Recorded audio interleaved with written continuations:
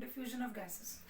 So diffusion of gases is a very interesting topic when we are talking about Graham's law, या फिर अगर हम लोग बात करना चाहते हैं कि किसी भी एक रूम के अंदर जो गैसेस एक दूसरे से मिक्स हो रहे हैं वो इतने स्पॉन्टेनियसली कैसे हो पा रहे हैं. So that is one thing which is explained in this topic, that is called as diffusion of gases. So अगर मैं एक सिंपल डेफिनेशन के तौर पे कहना चाहूँ तो when the gases, and gases can be any gases, let's say इस एटमॉस्फेयर के बारे में अगर हम बात करें तो इस एटमॉस्फेयर के अंदर ऑक्सीजन है, नाइट्रोजन है, मीथेन है, कार्बन डाइऑक्साइड है, and many other gases such as chlorofluorocarbons, nitrogen, sulphur dioxide, nitrous oxide, ऐसे बहुत सारे गैसेस अवेलेबल हैं एटमॉस्फेयर के अंदर. ये एक दूसरे से किस तरीके से मिक्स हो रहे हैं, that is explain by the diffusion of gases. अब अज्यूम करो कि ये हमारे पास जो मॉलिक्यूल्स हैं, अब गैसियस मॉलिक्यूल्स एक दूसरे से काफ़ी दूर दूर एग्जिस्ट करते हैं, ये तो पता ही है, तभी वो बहुत ज़्यादा वॉल्यूम ऑक्यूपाई कर पाते हैं. सपोज ये गैस ए है और यहीं पर हम लोग अज्यूम करते हैं सपोज ये जो है ये गैस बी है, ठीक है. इन दोनों का एक दूसरे में स्पॉन्टेनियसली मिक्स होना, ए प्लस बी एकदम स्पॉन्टेनियसली मिक्स होना और एक दूसरे के स्पेसेस को फिलअप करना, that is called as the diffusion of gases. एक सिंपल सी चीज है कि इनका सिर्फ सिंपल मिक्सिंग है. अब क्योंकि हमें पता है कि गैसियस मॉलिक्यूल्स जो होते हैं उनके बीच में काफी ज्यादा स्पेसेस प्रेजेंट होते हैं और काफी ज्यादा स्पेसेस प्रेजेंट होने की वजह से इनकी मिक्सिंग जो है वो बहुत ईजी हो जाती है.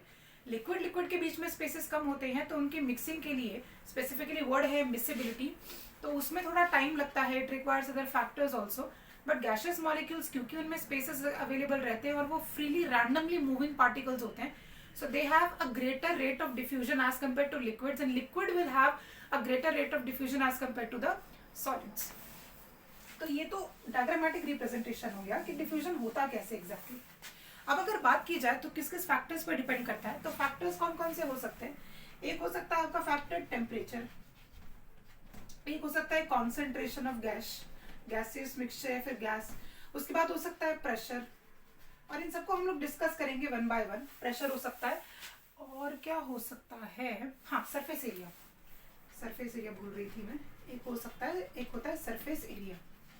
अब सीधी सी बात है, आपको एक कंटेनर दिया हुआ है, कंटेनर में आप लोगों के पास गैस ए है, ठीक है, कंटेनर में गैस ए है और आपको इसके अंदर गैस बी डालना है. तो गैस बी गैस ए में कितनी जल्दी मिक्स होगा या फिर उस पर टेम्परेचर का क्या असर पड़ेगा, कॉन्सेंट्रेशन का क्या असर पड़ेगा, हमें यही चेक करना है. सो अगर गैस ए में अगर आपको गैस बी डालना है और अगर आप टेम्परेचर बढ़ा दें उस केस में, उस मिक्सिंग के एरिया में अगर आप टेम्परेचर बढ़ा दें तो गैसेस एक दूसरे से मिक्स होने की जगह और रैंडमली मूव होके सेपरेट आउट हो जाएंगे. ठीक है, हम जानते हैं that temperature is inversely proportional to volume, sorry directly proportional. अगर आप टेम्परेचर बढ़ाएंगे तो वॉल्यूम किसी भी गैस का क्या होता है, बढ़ता है. तो यहाँ पर अगर आप टेम्परेचर बढ़ाएंगे तो गैसियस मॉलिक्यूल्स क्या होंगे और रैंडमली मूव करेंगे और रैंडमली मूव होने की वजह से उनका जो डिफ्यूजन रेट है वो डिक्रीज होगा. देन कॉन्सेंट्रेशन की बात की जाए तो अगर आप कॉन्सेंट्रेशन बढ़ाते हैं, आप अगर बी का कॉन्सेंट्रेशन, ए का कॉन्सेंट्रेशन अगर आप बढ़ाते हैं तो क्या कर रहे हैं आप, you are decreasing the spaces present in between them, and as you go on decreasing the spaces present in between them, you are decreasing the rate of diffusion also. एक सिंपल सा कॉन्सेप्ट है, अगर आपके पास ये दूर दूर मतलब gases दूर दूर बैठे हुए हैं, ठीक है, आपको इसके अंदर अगर कोई गैस मिक्स करना है तो इट हैज स्पेसेस, ठीक है. लेकिन सपोज अगर मैं एक ऐसा कंडीशन ले लूं जहां पर यहाँ पर भी मिक्सिंग है, मतलब ये पूरा का पूरा गैस ए ही है, स्पेसेस दिख रहे हैं क्या आपको अच्छे खासे, no. And if you don't have a good amount of space present in between the gases, the rate of diffusion will not be as you are like thinking of. तो वो rate of diffusion actually decrease हो जाता है. Then pressure की बात करते हैं, ये तो बहुत easy concept है, ये हेनरी लॉ एक्सप्लेन कर देता है. तो अगर आप प्रेशर बढ़ाएंगे ना तो एक्चुअल में क्या होता है, प्रेशर बढ़ाने की वजह से डिफ्यूजन रेट बढ़ता है. कैसे बढ़ता है, क्योंकि जब आप मिक्सिंग कर रहे हो तो आप उसके ऊपर प्रेशर भी अप्लाई करो, और प्रेशर अप्लाई करने की वजह से क्या होता है कि गैसेस के अंदर अगर स्पेस ना भी प्रेजेंट रहे ना तो वो क्या होता है, कॉम्प्रेस होना शुरू हो जाते हैं, और कॉम्प्रेस होंगे ना तो उनको मजबूरी में एक दूसरे से डिफ्यूज होना पड़ता है. तो प्रेशर की, अगर आप प्रेशर इंक्रीज करेंगे तो डिफ्यूजन जो है वो इंक्रीज होता है. एंड सरफेस एरिया की अगर बात की जाए तो जितना अच्छा सरफेस एरिया होगा for the molecules to get mix together, उतना ही अच्छा उनका डिफ्यूजन रेट होता है. देन उसके अलावा अगर बात की जाए तो मैं आपको ग्राहम्स लॉ ऑफ डिफ्यूजन बता ही देती हूँ. तो ग्राहम्स लॉ के हिसाब से रेट ऑफ डिफ्यूजन के जो है वो रेट ऑफ डिफ्यूजन है, एंड ऑफ टू गैसेस की बात चल रही है. तो के मैं के ए और के बी यूज कर लेती हूँ क्योंकि हम लोग गैसेस ए और बी यूज कर रहे हैं बार बार, तो इन्हीं गैसेस के बारे में बात कर लेते हैं, के ए और K B. Equals to under root of mb upon ma।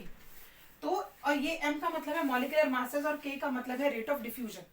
तो rate of diffusion is inversely proportional to the root of its molecular masses. तो ये मॉलिक्यूलर मासेस पर भी डिपेंडेंट फैक्टर होता है।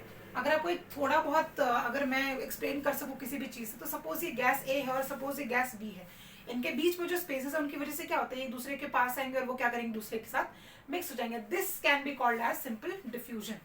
तो अगर आपको कोई पिक्चराइजेशन अगर करनी है तो आप ये डिफ्यूजन पिक्चराइजेशन कर सकते हैं।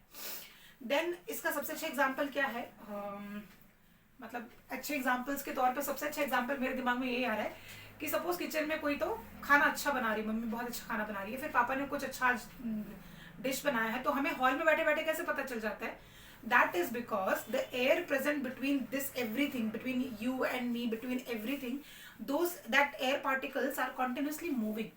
और क्या होता है ना कि खाने के जो गरम गरम वेपर्स होते हैं ना, वो गैस क्या करते हैं, उस मूविंग एयर के साथ मिक्स होते हैं और फिर वो फैलता है, and that is called as the diffusion. वहां पर डिफ्यूजन हो रहा है।